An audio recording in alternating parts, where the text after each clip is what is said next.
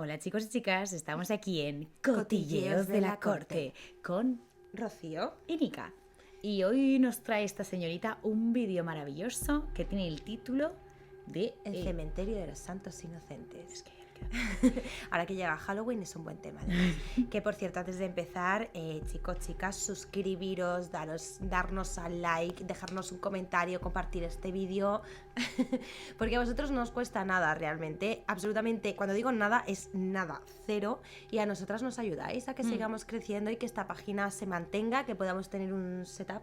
Exacto, y sobre todo motivarnos a seguir, porque cuando haces un vídeo muy chulo te lo curras y a la gente le gusta y te lo dice, pues jolín, tendrán ganas de hacer más y mejor. Así que nada, pues vamos a empezar.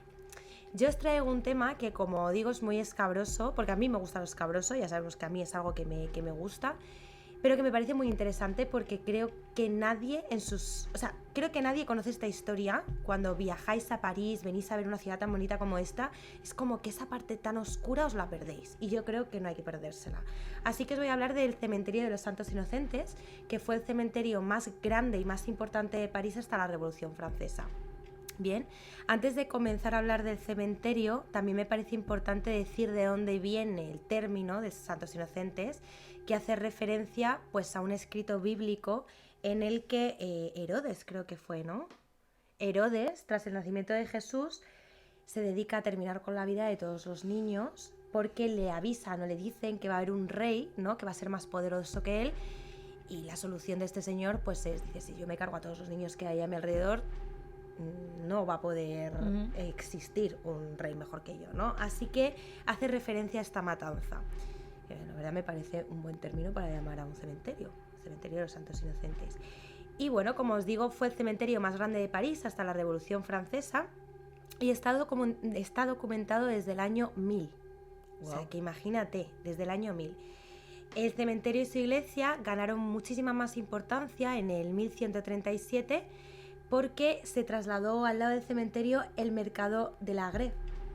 Este cementerio estaba estructurado cerca de una muralla y además tenía una parte empedrada, pero tenía otra que era una estructura de madera con partes abovedadas, debía de ser bastante bonita, la verdad, y debajo de estas arcadas estaba representada la danza de la muerte.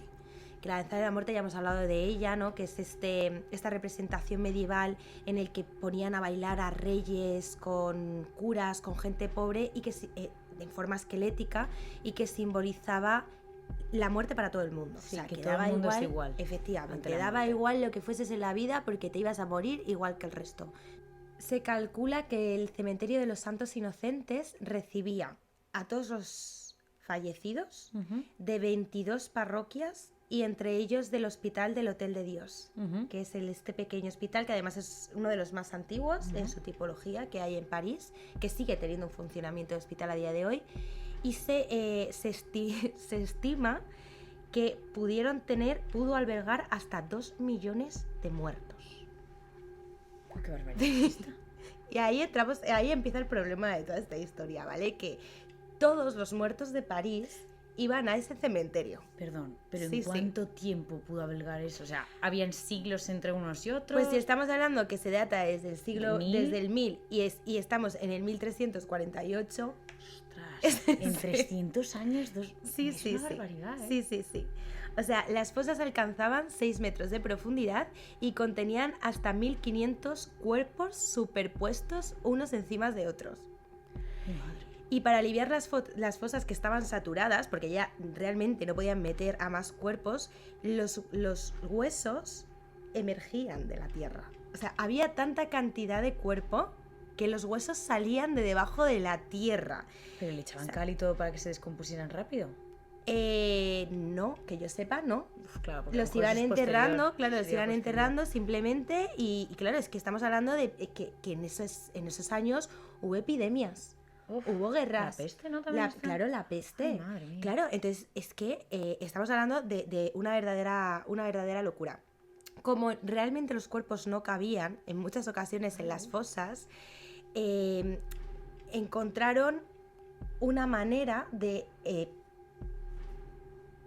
¿cómo lo digo? ¿De colocarlos todos juntos? No, de hacerlos desaparecer. Vale. Y fue crear un pudridero. que era básicamente, como os he contado al principio, eran unas arcadas, la estructura tenía unas arcadas de madera como unas, pues Le en las ponían ahí al bóvedas sol o algo le para que- dejaban los cuerpos en el Vale. sol. Bueno, tiene sentido para que se secasen. Claro, pero estamos diciendo que, o sea, quiero decir, está en medio de la ciudad. No, sí, además en medio. En medio de la ciudad. Bueno, llegó hasta el punto ese cementerio que decían que el propio cementerio podía absorber un cuerpo en 7 días. O sea, que la tierra estaba en tal descomposición que lo que se pusiese encima de la tierra del cementerio se lo tragaba. Vale.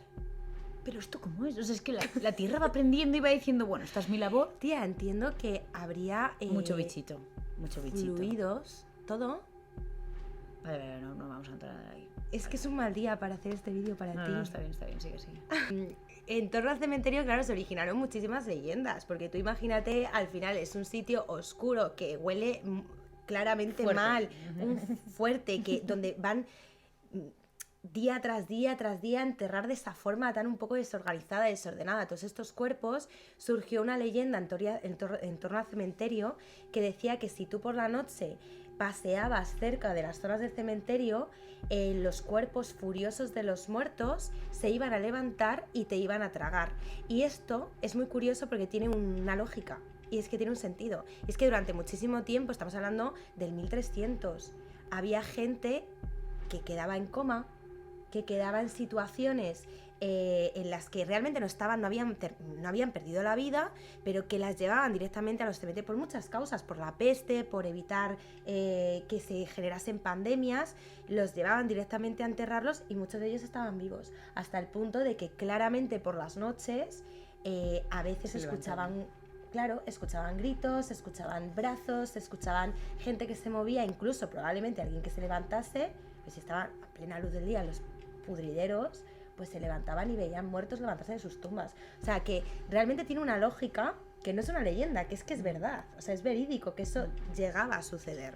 De hecho, la expresión de salvarse por la campana viene de toda esta Ay, gente. cuenta eso, porque es claro, porque es maravilloso. que la gente se quedaba en un estado de letargo, que pensaban que estaban muertos, los enterraban y les ponían una campanita para que de esta forma, si tú tocabas la campana y alguien se daba cuenta, pudiesen ir a socorrerte. Y de ahí viene esa expresión. Es que eso es Digo, flipante. porque si alguna vez la utilizáis, que sepáis. Porque eso era la catatonia, ¿no? Que te quedabas en estado de catatonia o Claro, algo digamos así. así como o muy dormido o con un coma o lo que fuese, y decían que esto se daba mucho, ahí no me acuerdo qué enfermedad era. Sí, había una enfermedad justo que pasaba mucho. que parecía, o sea, entrabas como una especie de letargo Totalmente. que no se te veía respirar, no se escuchaba el corazón porque Sí. iba muy lento, entonces te daban por muerto. Sí. Y de ahí también viene lo de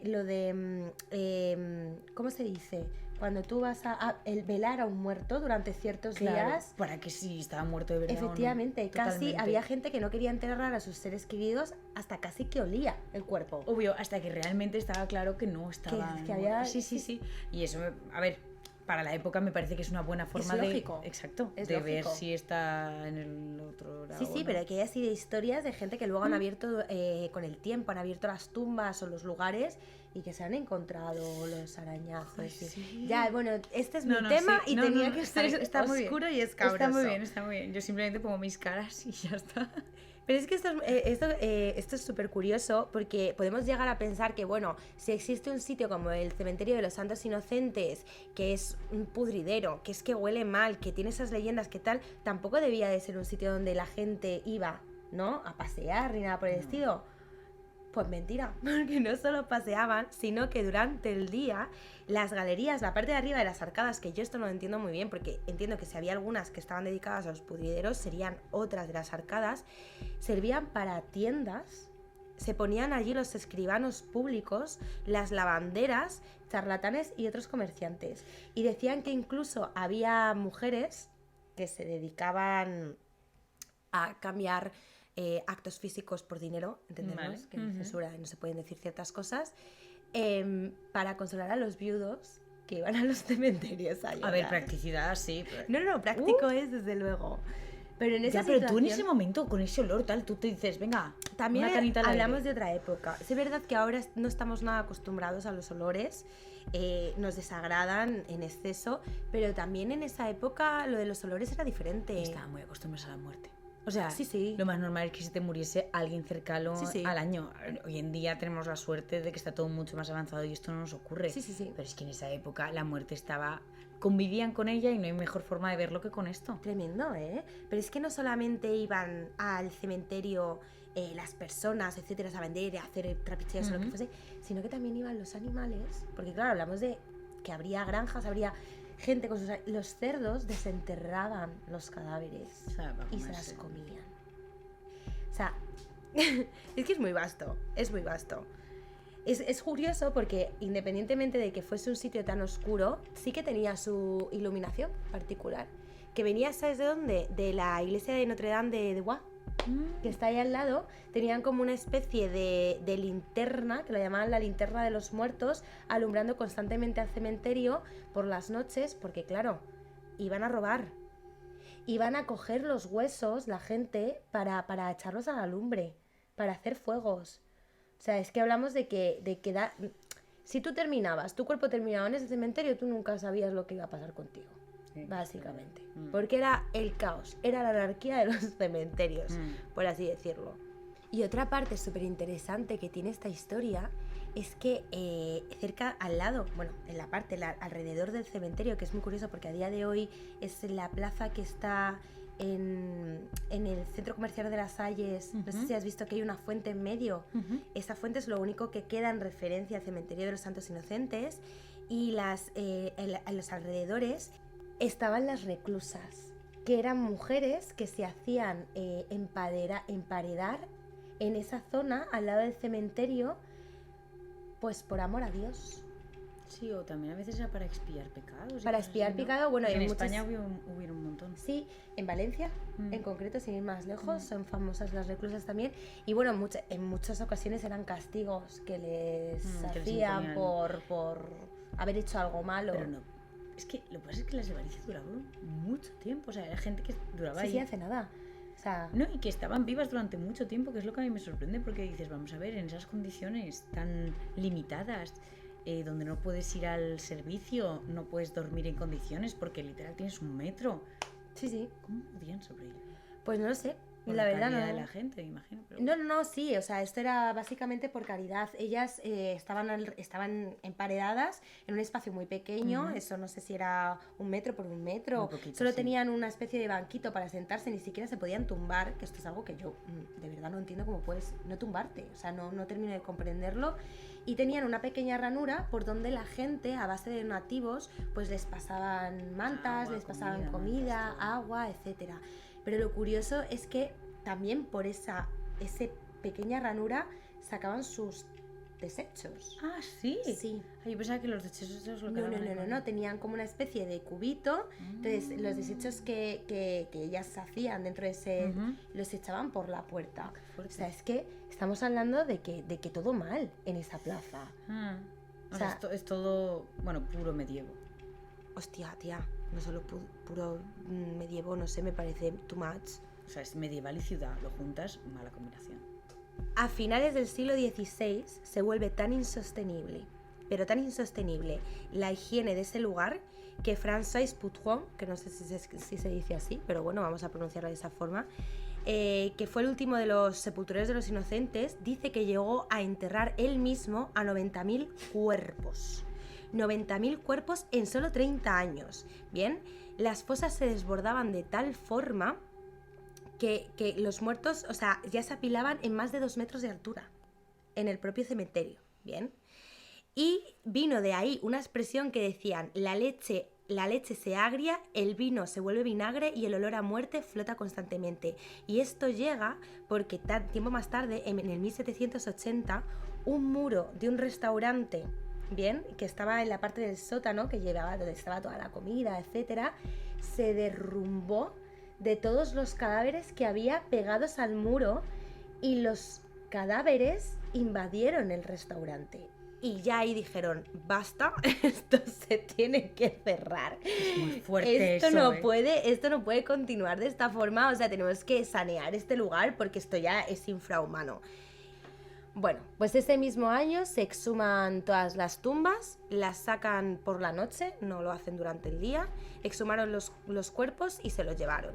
Y tiempo más tarde, muchos de esos cuerpos fueron escoltados hasta las catacumbas. O sea, porque justo por estas fechas es cuando empezaron tiempo más tarde, a meter más cuerpos en las catacumbas. Y los llevaron a las catacumbas. Y muchos de ellos entiendo también que fueron trasladados al cementerio de Père Lachaise. Digo yo, no, porque estamos hablando de estas fechas, tiempo más tarde. Claro, pero esto todo fue más con Napoleón. En la época de Napoleón se hace lo de las catacumbas, pero se colocan muertos de todas las revoluciones francesas que se habían conservado, me imagino que por fosas comunes. En el de los Santos Inocentes, me imagino que por cada año tendrían una fosa, entiendo. Sí, pero hasta 1780 no se cerró ese cementerio.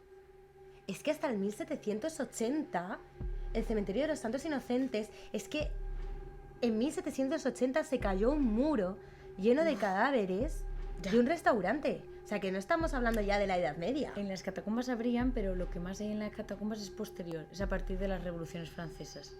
Claro, porque te lo dividen por revoluciones. Dentro de las catacumbas. Que habrá más seguro.